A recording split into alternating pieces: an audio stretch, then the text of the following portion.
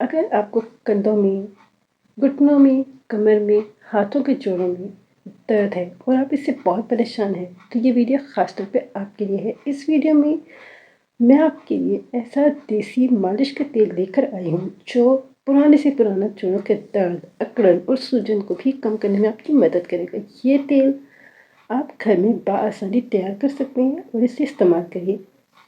कुदरती अज्जा से बना ये तेल किसी भी साइड इफ़ेक्ट से पाक आपको आराम भी देगा और आपके लिए बनाने में भी आसान है।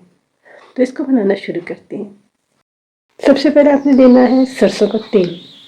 इसके अंदर आपने डालना है मुट्ठी भर लहसुन।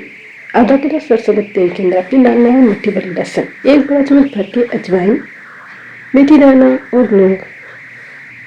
और इसमें एक बड़ा टुकड़ा आपने डाल देना है अदरक का, छोटा छोटा काट के। फिर आपने इसके अंदर डालना है एलोवेरा। अगर आपके पास फ्रेश है तो फ्रेश डाल दें, नहीं है तो आप 2 बड़े चम्मच भर के एलोवेरा जल के डाल दें।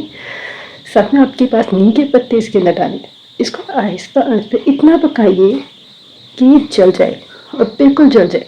फिर आपने इस तेल को छान कर किसी बॉटल में डाल के रखना है और रोज़ इससे मसाज कीजिए।